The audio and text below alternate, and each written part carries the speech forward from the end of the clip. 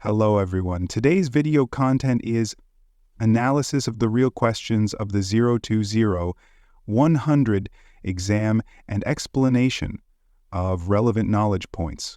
The following test questions are all from our question bank and they were updated on December 4th, 2024. Exam details.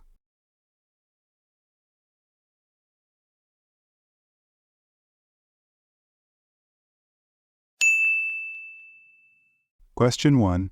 Which of the following is not a component of the CIA triad in information security? The knowledge points of this question are: CIA triad. The CIA triad is a core concept in information security.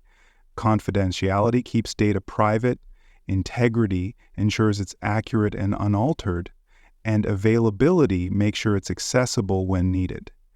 Redundancy isn't part of this triad, even though it helps with availability by adding backup systems. So the correct answer is: the CIA triad is all about keeping data safe and usable. Confidentiality keeps things private, integrity makes sure the data isn't messed up, and availability ensures it's ready when you need it. Redundancy is helpful for availability, but it's not officially part of the CIA triad. Question 2. Which Linux command allows you to change the ownership of a file? The knowledge points of this question are: file permissions and management in Linux. The chown command lets you change who owns a file and its group. For example, chown user group file name. It's different from oddmed, which changes permissions, rm, which deletes files, and cp, which copies them. Ownership control is key to managing file access securely. So, the correct answer is: if you want to give someone else control of a file, you use chown. It changes who owns the file or the group it belongs to.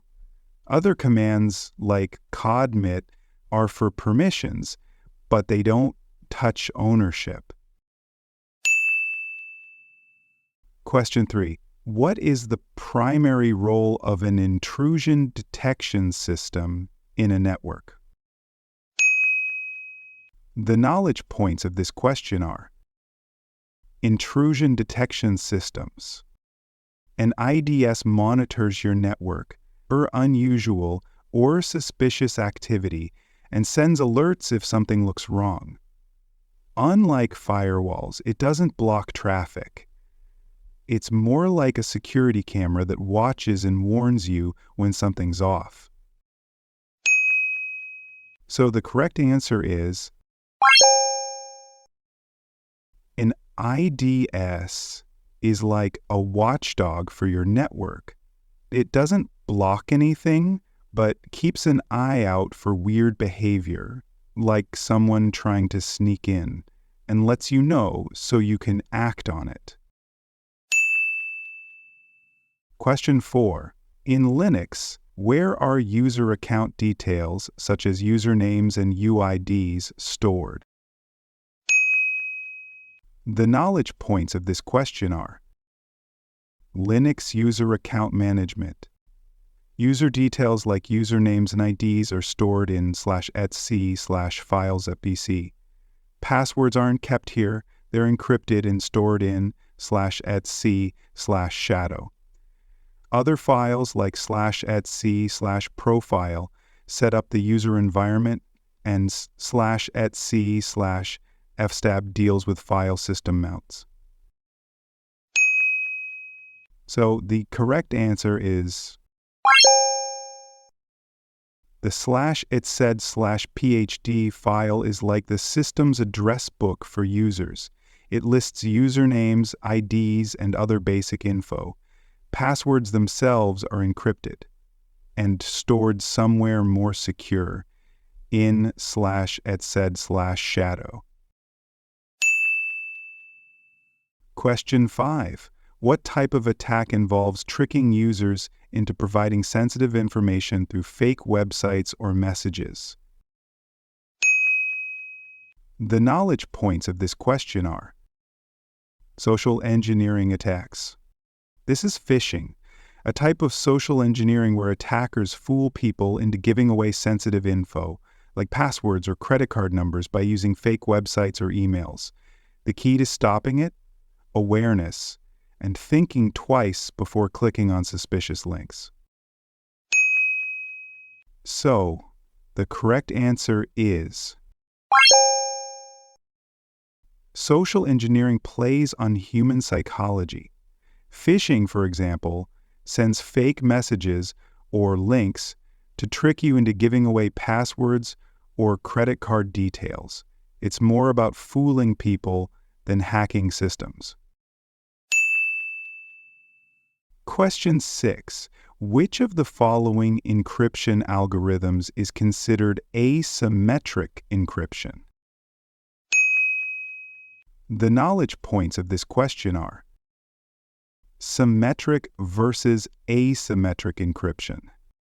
Asymmetric encryption, like ECC, uses two keys, a public key for encrypting and a private key for decrypting. It's great for secure communications because you don't need to share a secret key. Symmetric encryption is faster but less secure for sharing keys. So, the correct answer is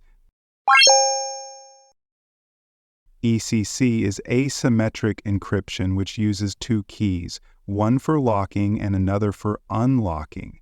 It's super secure and often used for things like secure websites. The others are symmetric and use the same key for both. Question 7. Which Linux command can display recent login attempts by users? The knowledge points of this question are: system monitoring and logs in Linux. The last command shows who logged in, when, and from where. It's helpful for tracking user activity and spotting anything unusual. Commands like who show current users, while MESG is for kernel logs, and uptime tells you how long the system's been running. So, the correct answer is: the last command shows who logged in, when, and from where. It's great for checking if anything suspicious happened. Other commands, like who, only show who's logged in right now. Question 8. When should a differential backup be used during data backup? The knowledge points of this question are: backup strategies. A differential backup saves all the changes since the last full backup. It's quicker to restore than incremental backups because you only need the full backup and the latest differential.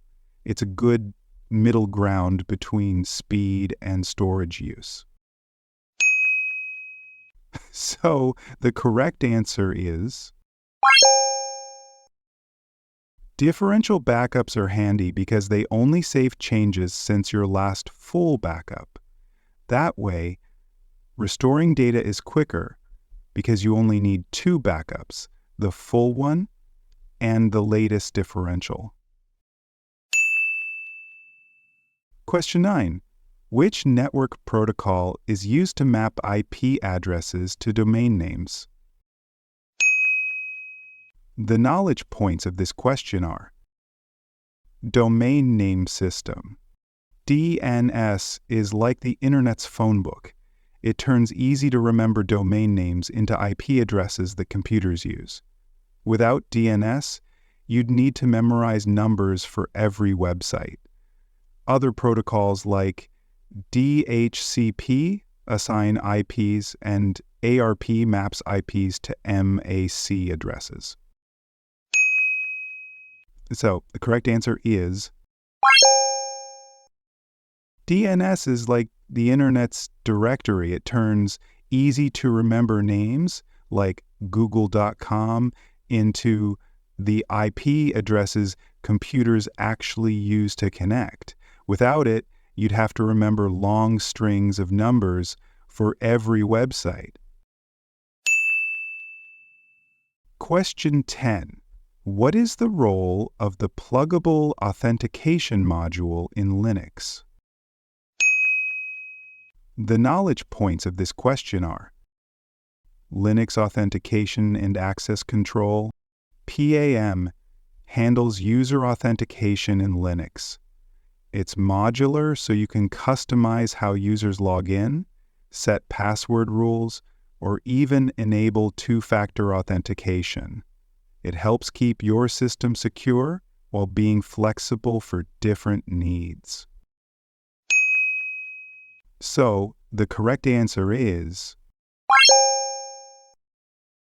PAM is what Linux uses to check if someone is allowed to log in. It handles things like passwords, multi-factor authentication, and rules about who can log in when, giving you a lot of flexibility to secure your system. If you have any questions about the 0 to 100 exam, please leave a message in the comment area or contact us directly. Thank you everyone for watching. See you next time.